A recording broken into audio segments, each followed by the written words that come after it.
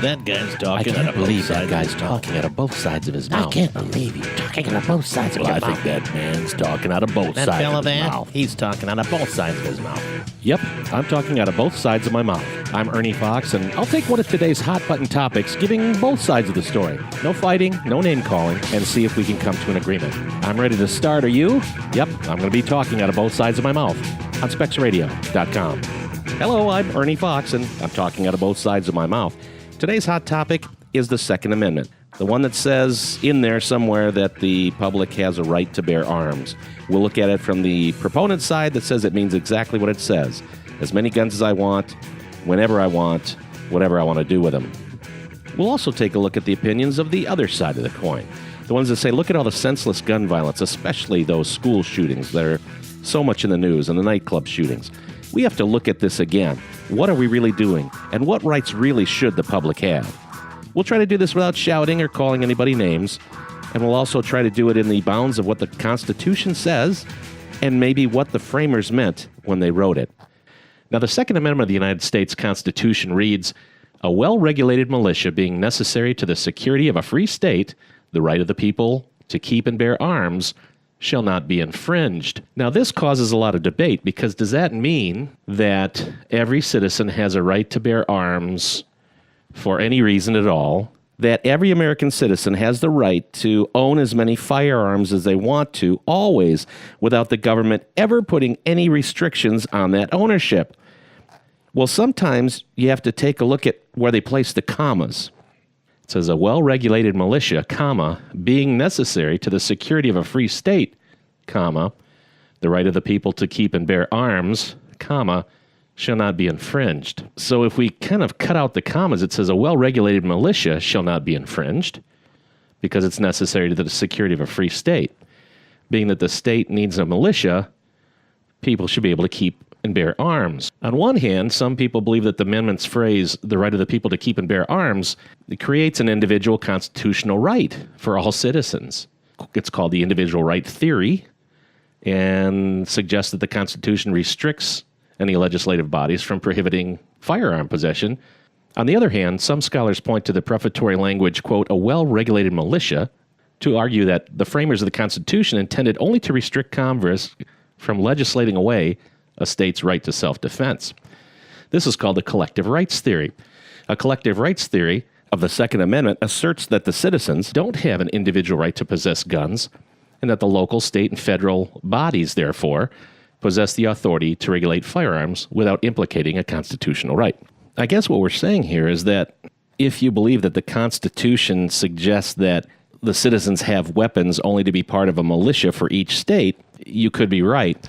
If you suggest that the right of the people to keep and bear arms is part of the Constitution with no federal restrictions, you might be right. And that's where the debate comes. And when the Constitution was first being framed, obviously there were the Federalists who wanted a government. There were the Anti-Federalists who did not want a central United States government, if you will. And James Madison was among those who started crafting amendments to the Constitution to mollify those states who were worried about the power of a central government. Madison's concept of the Second Amendment was to provide that each state would have their own militia to avoid the central government sending troops in to control their actions. Now, while this seems far-fetched today here in the United States, you have to remember the colonists and the early states, of course, were used to having the British soldiers there as really a police force to hammer home the rule of the king. So a central government armed force was really a negative in the eyes of many of the states. Madison crafted the Second Amendment to let the states know that we're not going to disarm you. You can have your own militia, and because you need your own militia, your citizens can own and keep firearms. The problem here nowadays is we do have the National Guard in each state that serves at the governor's request of each state. Some states additionally have other troopers or militia-type groups in addition to the National Guard. And those groups are the ones who help in case of weather emergencies, civil unrest, wildfires, etc., and they are the supporting cast. So then your state does already have a line of defense. Now, if I'm pro-gun ownership, I say, well, look, The right of the people to keep and bear arms shall not be infringed.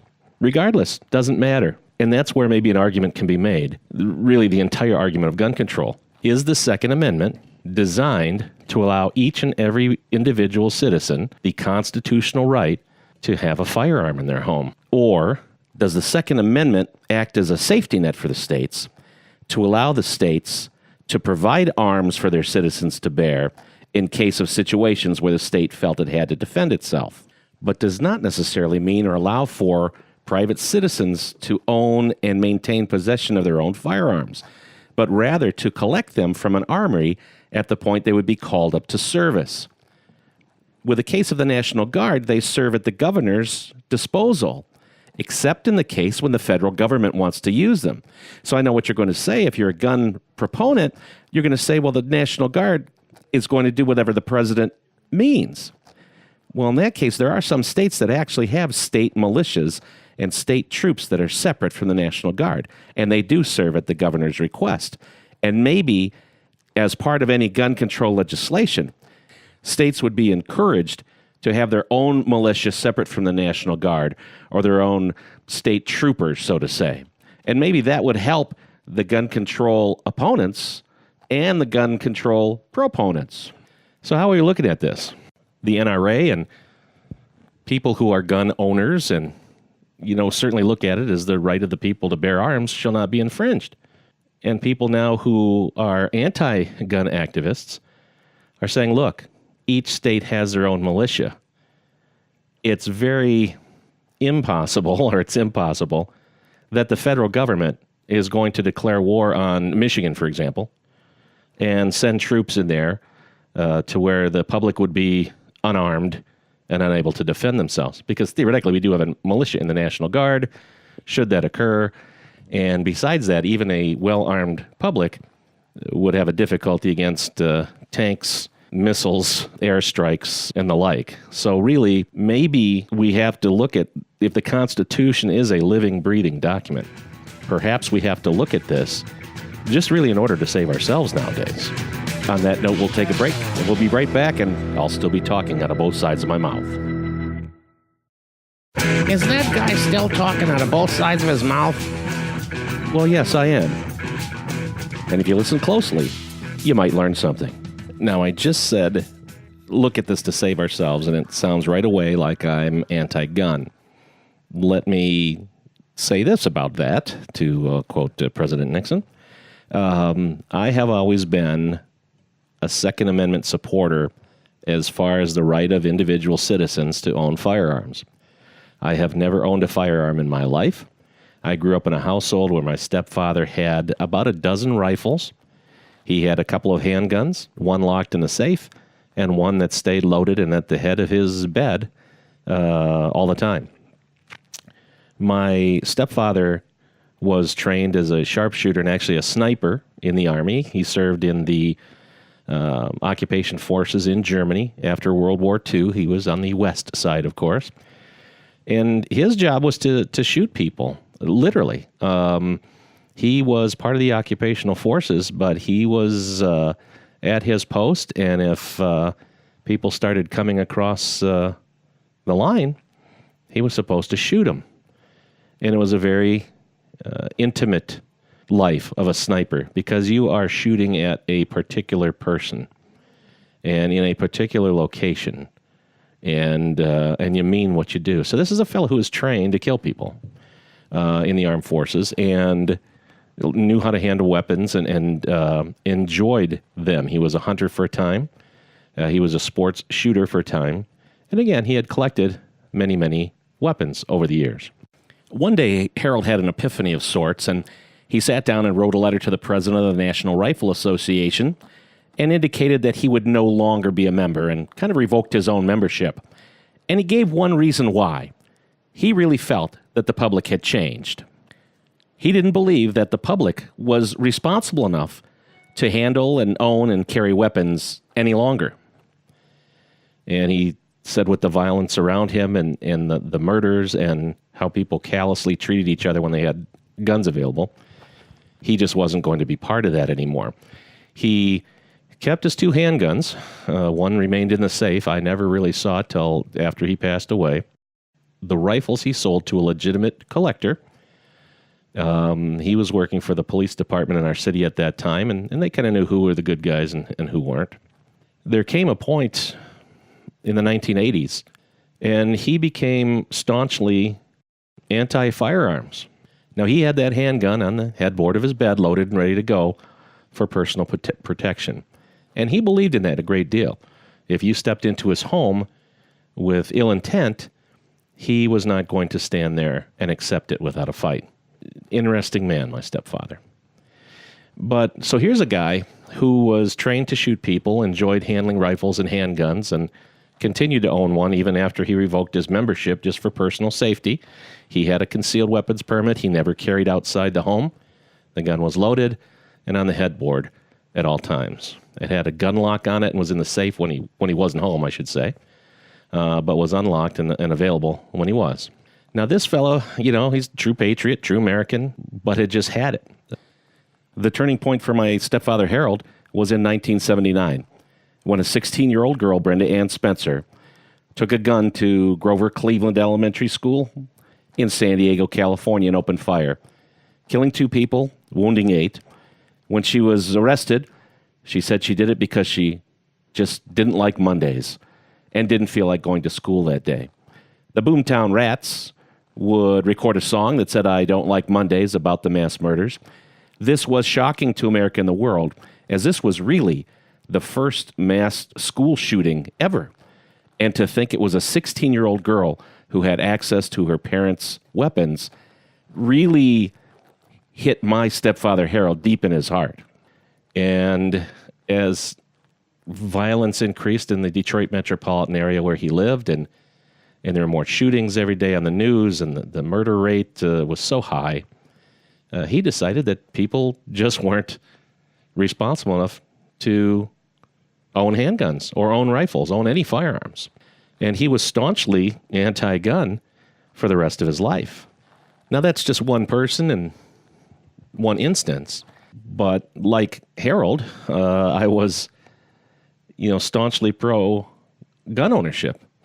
And I respect hunters, and I respect those people especially who hunt and, eat what they killed, basically. And it's part of their lifestyle and part of their lives.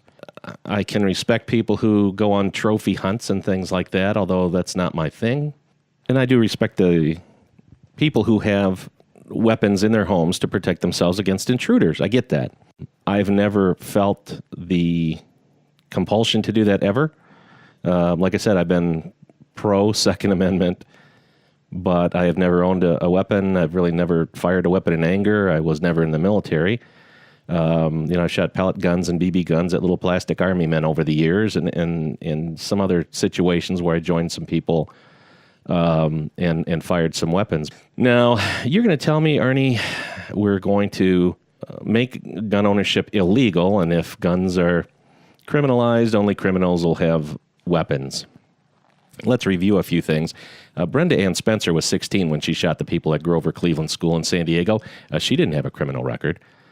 The Marjorie Stoneham Douglas shooter, he had no arrests. People were aware of him, but he was never arrested. The Sandy Hook shooter, no criminal record. The Las Vegas shooting, Stephen Paddock, 64-year-old man, no criminal record.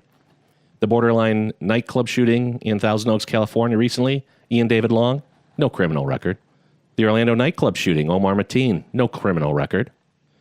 And the Pittsburgh synagogue shooting, Robert Bowers, no criminal record. So if we had taken their guns away, they're not criminals, and those shootings might not have happened, right?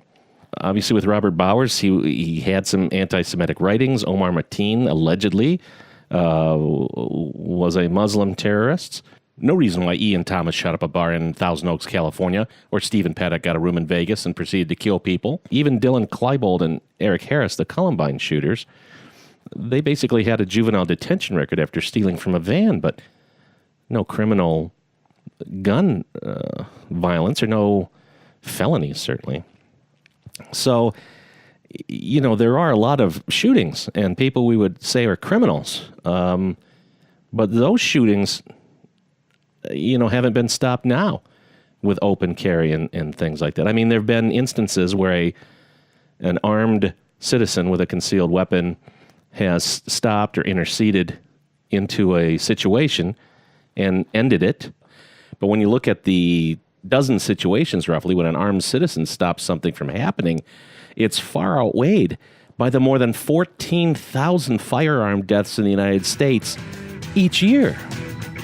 On that note, we'll take a break, and we'll be right back, and I'll still be talking out of both sides of my mouth. Is that guy still talking out of both sides of his mouth? Well, yes, I am. And if you listen closely, you might learn something. Now, for pro-gun people, I'll tell you there's 14,000 gun deaths in the United States. 60% of those are suicides. Talk about saving us from ourselves. But you could argue then as a gun owner that those people would have just found another way, and having a firearm at their disposal just made it easy.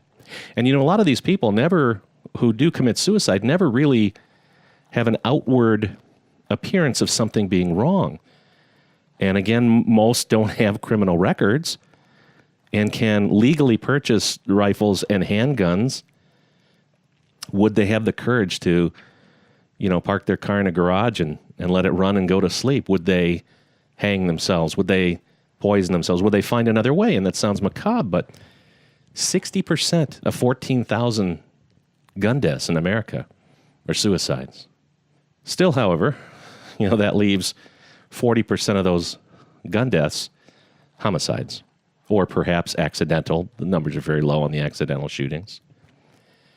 Now, you might say, well, Ernie, 40,000 people are killed by automobiles every year in America.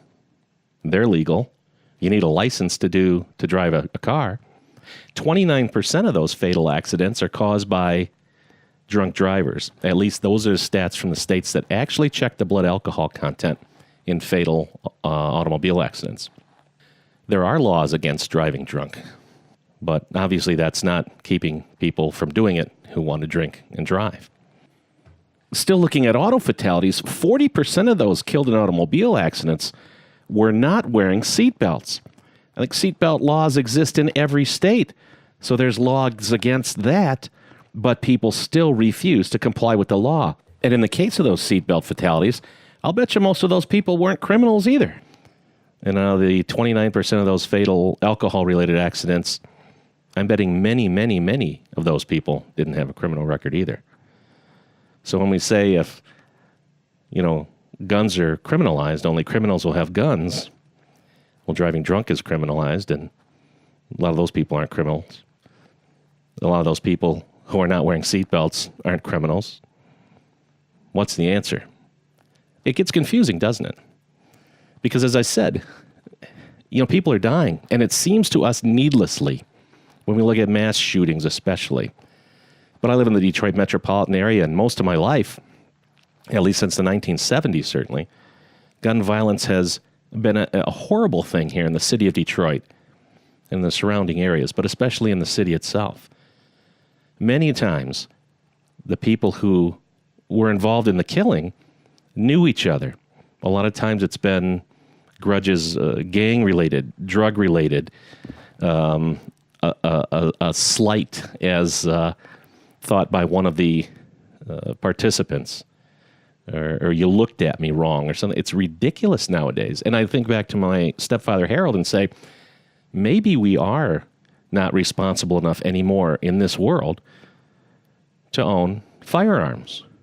But then who's going to protect us from the person who breaks into our home? Who's going to protect us from a government that could certainly exert their powerful right arm, I guess, and take over our state? And I get it. I get your concerns. I've had them myself over the years. But as I look at the situation around us and I look at the people who are impacted, the families of the victims, how can you justify this? We had an 11-year-old girl shot by a random bullet that was fired in Detroit just the other day. We had a 3-year-old girl who was shot and killed by a random bullet that tore through her house. We had a lady shot in the leg just yesterday morning. She just moved into the neighborhood. Has no idea why anybody would shoot at her house. Tell you a story about 2 young girls who were in a church group that I ran, if you will, some years ago, and they're teens. And these two girls were very unresponsive, and it was frustrating to me. And I asked one of the other gentlemen in the church who had actually picked them up in a bus to bring them to church, and said, you know what's going on? They're really kind of not paying attention, unresponsive. He said, yeah.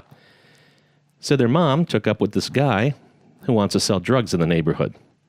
Well, the guys who were already there selling drugs didn't like it, drove by the house the night before church, and started spraying the house with bullets. These two young ladies, teens, were babysitting the mother's youngest child, and were terrified. And luckily they were upstairs, and most of the shooting was downstairs. They were protecting the baby. They were trying to protect themselves, and they didn't know what would happen next, and they were terrified. And this was just, a day in their lives. How horrible is that? How horrible is that if that was your house or your kids? Sometimes one house is mistaken for another, or an address is given wrong. We've seen that in police situations where police raid the wrong house. They have the wrong address. Certainly the bad guys can make that mistake too. What if that's your house they start shooting up? Because they think you're the one that's selling drugs in their neighborhood. And you say, well, I live in the suburbs. That doesn't happen. Well, I came home from work one night a few years ago, and we had just terminated a bartender, which I actually had no part in the decision, but I had to tell her. This bartender happened to know where I live. We lived in the same neighborhood. I came home the first night after I worked. It was about 2 o'clock in the morning. I sat down in my living room, which is in front of a door that has a couple of windows in it, and a shot rang out and came through one of the windows and embedded itself into the wall. Don't know who did it, never caught the person. It was just kind of one of those coincidental things that happened. Luckily, either somebody was a bad shot or it was just a warning shot, but it was something. I live in the suburbs. I live in Oakland County, one of the wealthiest counties in the United States. I live on the poor side of town, but it's everywhere. There's gun violence in schools. Columbine is certainly not an impoverished urban school. Marjorie Stoneham Douglas is not an impoverished urban school. What's the answer? On that note, we'll take a break, and we'll be right back, and I'll still be talking out of both sides of my mouth. Is that guy still talking out of both sides of his mouth? Well, yes, I am. And if you listen closely, you might learn something. Now, you're going to tell me, Ernie, these people have to be mentally ill to do something like this. And perhaps they are, but according to a Duke study, it showed mental illness isn't an indicator of gun violence. Not everybody who's mentally ill is going to be violent with a weapon, and not everybody who's violent with a weapon is mentally ill. We look at these mass shootings, and we see many, many times it's rifles or high-powered rifles or automatic weapons used. And you say, well, Ernie, just let me use my handgun. Well, whether you're in an urban or a rural area, a handgun is the biggest cause of death from firearms. Amazingly enough, in rural areas, it's suicides and accidents that cause the most deaths. Well, in our urban areas, it's homicides. Now you're going to tell me we just need stricter policies, and I'll say Chicago, who has a tougher registration policy than many other U.S. cities, has a higher percentage of gun homicides than New York City. Both Chicago and Washington, D.C. saw tougher gun control laws overturned by the United States Supreme Court. If the states have a right to have a militia ready and bear arms, why can't states or municipalities mandate the ownership of firearms within their own borders? So it is probably something the states have to look at versus a singular municipality in a city. And then how many states are willing to take that step? When we look at gun control, we would say that the Democratic Party is for gun control, and we would say that the Republicans are against gun control. And let's assume that's true across the board. Now, if I'm a Democratic governor with a Democratic legislature in my state, I could, by the numbers, I could easily pass some gun control legislation. But I have to worry about re-election and the re-election of my party members in the Senate and the House of Representatives in my state. Am I willing to make that call? Democrats own guns too. And it's just not some undereducated, unsophisticated yokel with a gun rack in his pickup truck. It's very sophisticated, very educated people. And it's also people who feel they're in situations where guns are part of their lifestyle and they don't feel safe without them. And these people vote. If I'm a Republican governor who says, well, this is crazy, we need some controls on the ownership of firearms in our state, is he going to run afoul of his party? And again, run the risk of having people not reelected because of a single issue. This is a hot issue. I know in my state over the years here in Michigan, over 1 million hunters would be in the woods for deer hunting firearm season. Those numbers have dropped over the years. Frankly, less people are hunting, but there are more guns in America now and less hunters, and certainly in Michigan too. So now we see that we can make the argument that, well, hunters need their guns and the recreational shooters, and I'm okay with that too, sure. But these weapons are more and more used for anything other than hunting.